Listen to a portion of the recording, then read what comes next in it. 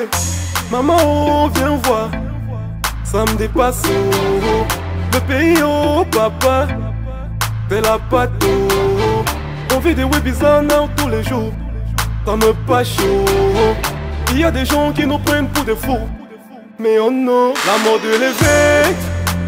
Aujourd'hui on veut masquer. Mesdames et messieurs, bonjour, bienvenue sur JMTV+, dans une émission spéciale. Je vais recevoir mon jeune confrère qui vient nous parler d'une association qu'il est en train de mettre sur pied, quelque chose d'assez attractif qui devrait concerner, qui concerne toute la diaspora de son pays et qui devrait, n'est-ce pas, attirer beaucoup de monde et faire peut-être l'intelligentsia camerounaise. Lui, c'est mon jeune confrère Eric Quacho, représentant le Canal 2 ici sur la place parisienne et aussi collaborateur sur un grand média français que je ne vais pas citer pour ne pas faire de la pub. Bonjour Eric. Bonjour Jacques, bonjour grand frère, merci pour l'honneur que tu me fais de me recevoir ici. Et j'avoue que je suis un fidèle téléspectateur de GMT TV, je regarde beaucoup tes débats aussi passionnants et c'est un honneur de faire partie de ces invités et merci d'être là, quoi. Tu sais que c'est ta maison, avant que ce soit JMTV+, tu venais, donc tu reviens là toujours. Oui, je venais quand je venais. Il faut d'ailleurs rétablir les faits parce que les gens disent beaucoup de choses. Je me souviens que quand je suis arrivé en France très jeune, j'avais pour réflexe de rencontrer les grands frères dont le nom porté au Cameroun quand j'étais encore au Cameroun. Et Jacques et moi faisait partie de ces grands noms de journalistes camerounais que j'avais noté dans un petit papier qu'une fois en France je vais essayer de les rencontrer. Et je vais le dire sincèrement, je consultais d'ailleurs tous ces grands frères quand je suis arrivé, en dehors de Louis Comajo qui m'avait bien reçu, il n'y a que Jacques Moifo qui m'avait ouvert sa porte parce que les autres m'ont snobé à l'époque.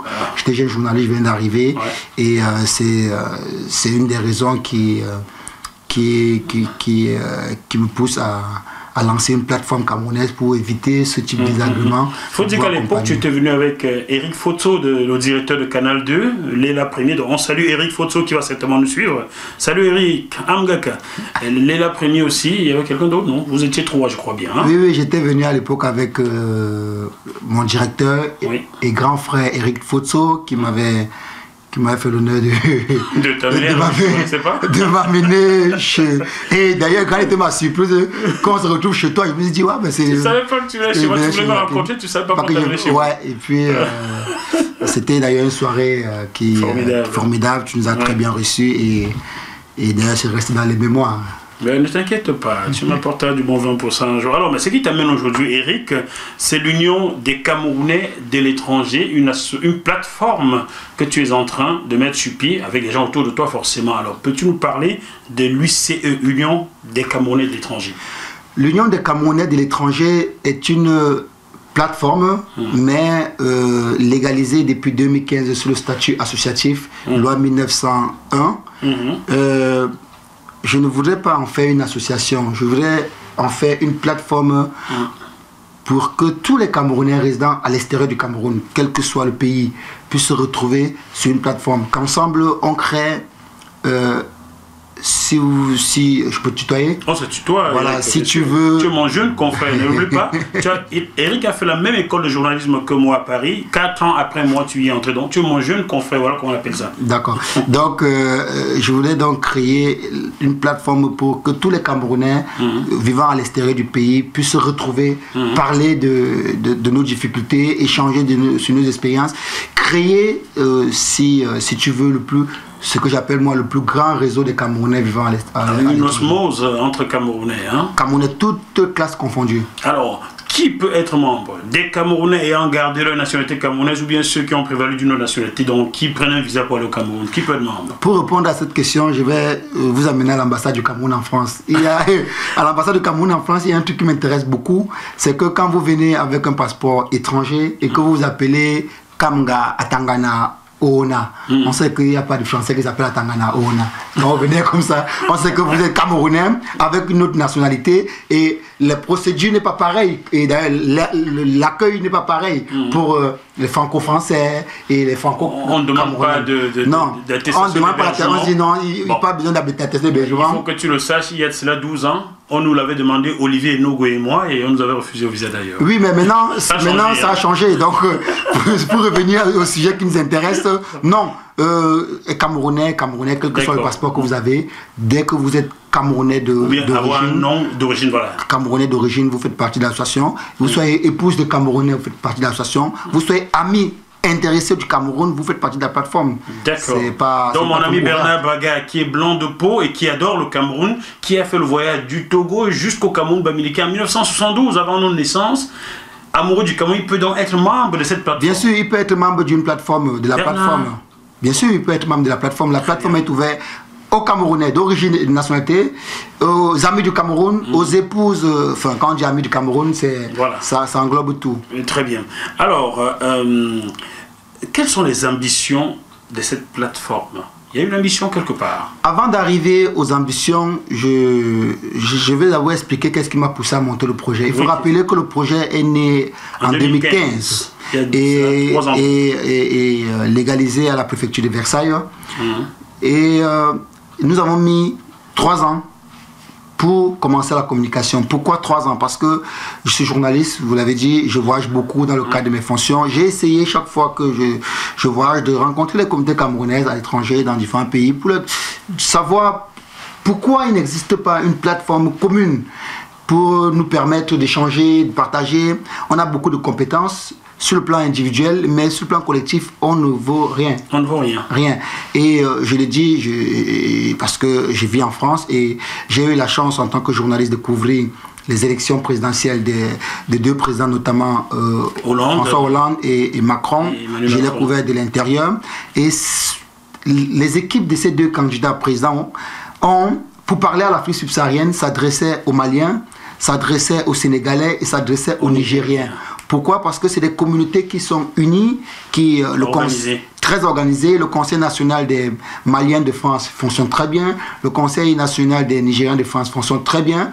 Et je me suis aussi inspiré de l'Union des Français de l'étranger, qui est une organisation qui est née, créée par un journaliste et née en 1927, qui fonctionne parfaitement bien. Oui, ils ont des antennes dans chaque pays. Et les Français ont réussi à créer un bon réseau. Quand les nouveaux arrivent, on les accueille, on les conseille. Quand ils ont des difficultés, on les facilite. Pourquoi ne pas faire ça chez nous? Donc c'est ce qui m'a poussé à mettre en place cette association. Et vous avez parlé des objectifs. L'objectif c'est quoi? C'est créer le plus grand réseau des Camerounais de l'étranger. 2, créer une sorte de lobbying camerounais à l'étranger. C'est très important parce que sur le plan individuel, il y a des compétences, ça c'est indéniable. Mais maintenant, il faudrait que toutes ces compétences vont sur une plateforme collective et à partir de cette plateforme, si je veux une compétence camerounaise d'un tel niveau, je sais que j'ai trouvé là-bas. Ça c'est le premier objectif. Le 3e objectif. 4e objectif, vous savez, quand on est ensemble, quand on est en nombre, quand on est en groupe, il n'y a pas d'échec, on gagne toujours. Toujours. Oui. Je vais vous donner un exemple très, très simple.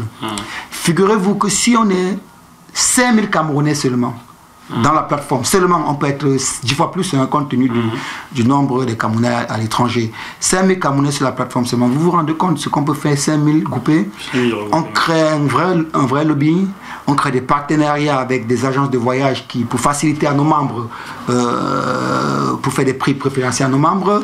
On peut créer des conventions avec des structures pour faciliter les démarches de nos membres. À la chancellerie du Cameroun en France, à l'ambassade, on peut créer 5000, on crée un vrai lobby pour que les Camerounais qui ont des difficultés de documents, qui ont des difficultés de déplacement, la plateforme peut gérer tout ça. Mais pour ça... Dont les enfants ont besoin de stages et ne trouvent jamais. Et les enfants ont besoin de stages. Je vous dis que les gens m'appellent, moi je reçois personnellement, peut-être vous aussi. J'en ai cherché tout récemment un stage pour une jeune fille Baham, ici en France, dans la comptabilité, j'en ai pas trouvé. Les gens m'appellent souvent, oui Eric, tu es journaliste là, mon fils veut faire le stage de 3e.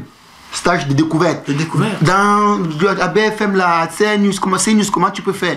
Je dis, écoute, je vais essayer de regarder.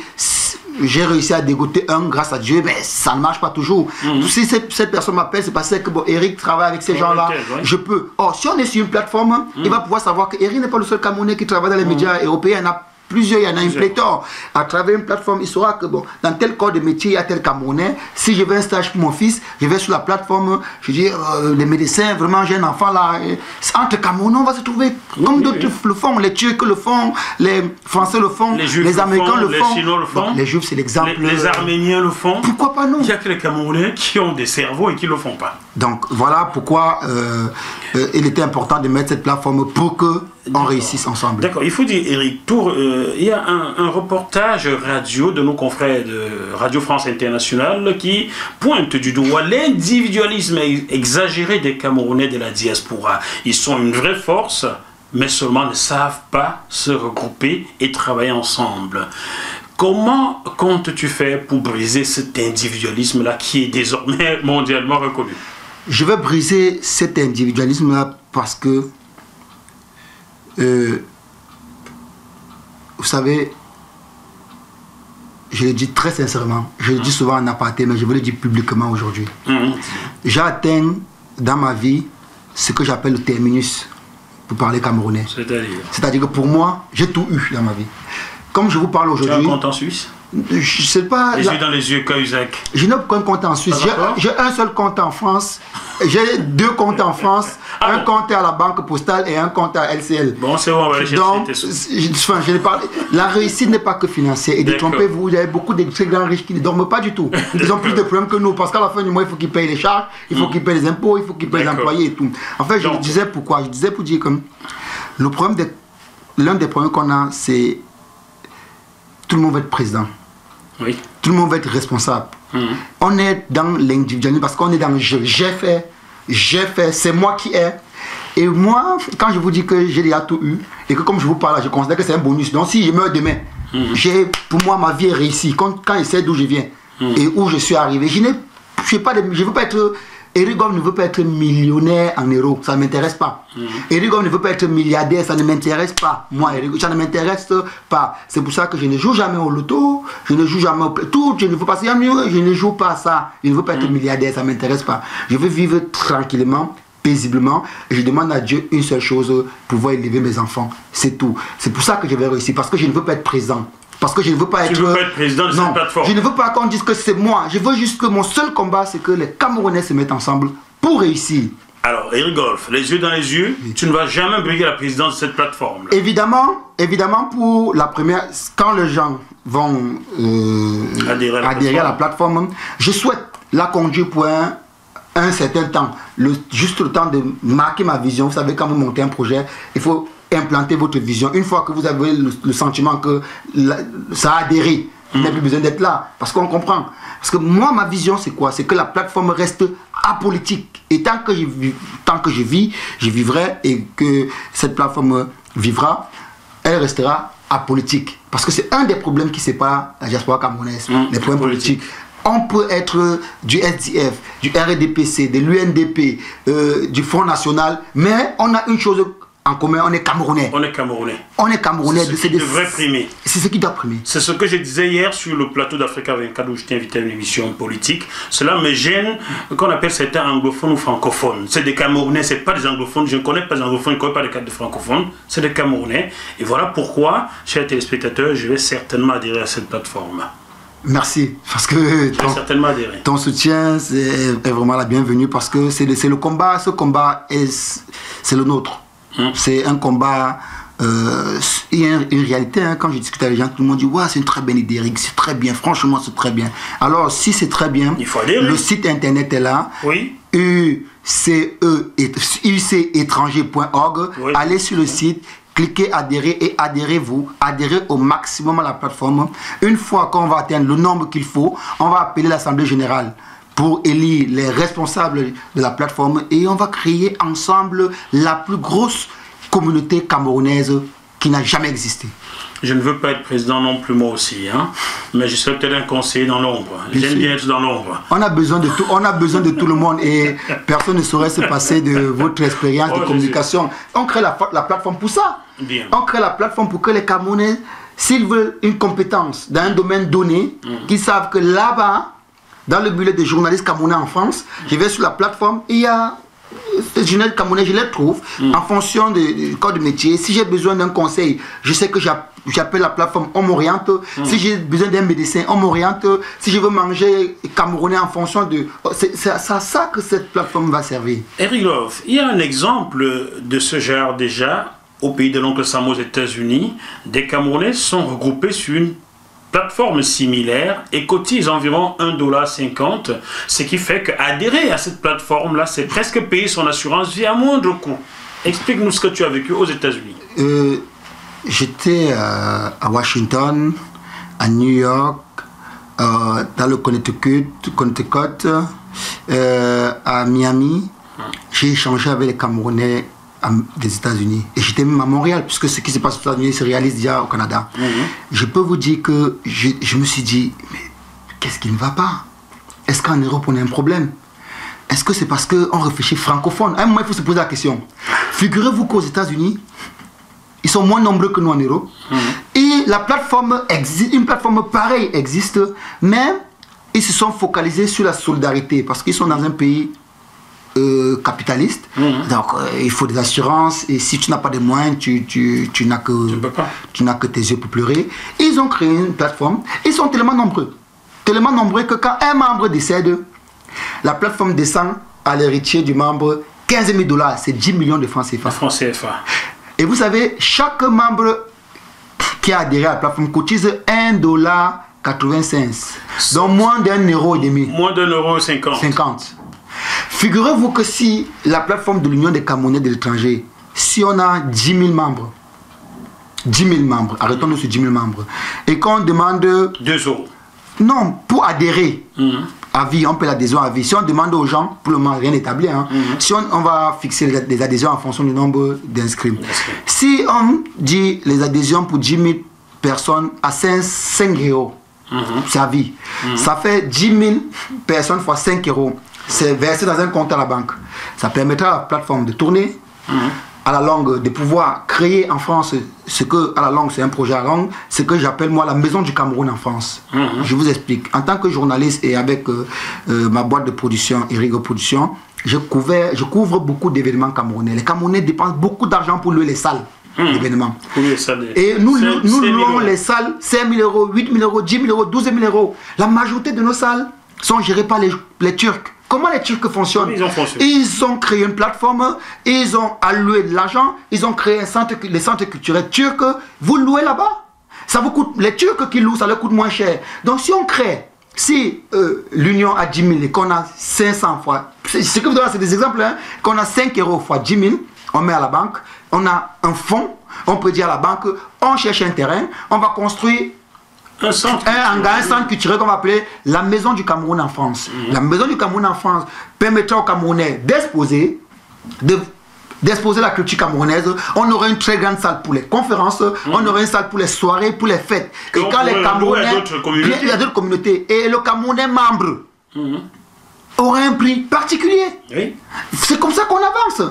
Et imaginez-vous, on a 10 000 membres, et qu'un membre décède, et on dit chaque membre doit cotiser 2 euros. 2 euros fois 10 000. On a combien? On n'a plus besoin de prendre autre assurance. On a combien, monsieur? Ça fait beaucoup, hein? Ça fait 20 000 euros. Ça fait 20 000 euros. Ouais, est-ce que si la plateforme est établie, est-ce qu'un membre a besoin de prendre une assurance vie? Non. Qui doit payer par an? Non. Si on est 10 000 et on décide qu'en cas de décès d'un membre, c'est 2 euros. 2 euros qu'on reverse directement à l'héritier du membre, ça fait 20 000 euros. Donc adhérer à la plateforme, c'est l'assurance vie d'office. Et chaque membre ne cotisera que 2 euros. Je suis désolé, je suis ému. Parce que je me dis, pourquoi j'ai consulté beaucoup de personnes. Les grands frères m'ont dit que Eric, ça ne marchera pas. On a essayé, on a fait ceci, on a fait ça. Et moi, ça me choque de comprendre que ça ne marchera pas. Parce que je me dis, mais pourquoi ça ne marchera pas? Parce que c'est tellement clair, simple, limpide. Il y a des Camerounais qui sont en province pour prendre le visa. Ils doivent prendre une journée de travail. Ils doivent payer le train aller-retour près de 200 euros. Ils doivent louer l'hôtel à Paris. S'ils sont membres de l'Union et que l'Union est vraiment organisée avec les membres, à la Maison du Cameroun, il y aura un service qui s'occupera de ça. Si tu es membre, tu envoies juste ton passeport et les frais de visa. On va les prendre. C'est tout. Je veux dire que il n'y a que des avantages. Que des avantages. Il n'y a pas d'inconvénients. Il n'y a que des avantages. Donc j'invite vivement les Camerounais à, comme on dit au pays, à enlever la honte sur nous. Enlevons la honte sur nous. Et enlever la honte sur nous, c'est pouvoir dire aux gens qu'enfin, le Cameroun peut s'organiser.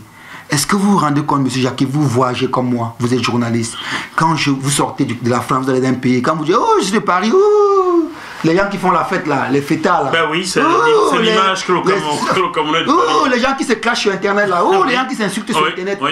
C'est quoi cette diaspora? Sortez d'Internet, rejoignez cette plateforme. C'est quoi cette diaspora, Jackie? Ouais, c'est quoi cette diaspora là, oui. Moi, ça me dérange quand je sors, je vais en Chine. Quand tu parles avec les Camerounais, parce que moi j'aime bien aller partout avec les Camerounais. Oh, ils viennent de Paris. Avant, c'était un privilège quand je viens de Paris. Je me souviens, je suis allé au Canada, à Toronto, en 2009. Comme ma compagne me pardonne, mais le simple fait de savoir qu'elle vient de Paris, il y avait des conquêtes qui me... Paris, ou I love Paris, bon, Paris, tout le monde. Paris. Mais aujourd'hui, quand tu sors, tu dis que tu es de Paris, dans la communauté, on dit, ouh, les gens qui font la fête là, les gens qui se clashent sur Internet là, les gens, c'est quoi cette diaspora? Réveillons-nous. Voilà une plateforme qui nous appartient tous, et il est important qu'on rejoigne la plateforme, qu'on adhère et qu'ensemble on bâtisse quelque chose de bien, de concret pour nous, et qu'ensemble on enlève la honte sur nous. Je parle au Camerounais, c'est pour ça que j'utilise le terme enlevons la honte sur nous. Eric, y a-t-il une question autre que tu aurais aimé que je te pose et j'ai pas tilté dessus? Comme tu le sais, nous journalistes ne savons pas tout, nous apprenons tous les jours. Non. Oui, moi je voulais parler de représentants des Camerounais. Parce que j'ai été, comme je consulte tous les corps de métier, je consulte les élus locaux camerounais, d'origine camerounaise, je consulte les médecins, je consulte les jurys, je consulte tout le monde. J'étais en Suisse dernièrement, à Berne, où j'ai discuté avec Madame Ballet, qui est la représentante des Camerounais en Suisse, désignée par l'ambassadeur Benji, un grand homme que je respecte très bien et qui est un travailleur acharné. Mais elle m'a dit qu'elle, comme beaucoup d'autres, qu'elle souffre, comme beaucoup d'autres représentants des Camerounais, de manque de légitimité. Pourquoi? Je lui ai dit que c'est normal que tu souffres de légitimité. Parce que les gens ont le sentiment que comme l'ambassadeur t'a choisi, tu as été coopté, tu ne représentes pas la communauté. Elle a été démocratiquement nommée et les autres démocratiquement informés. Bien sûr.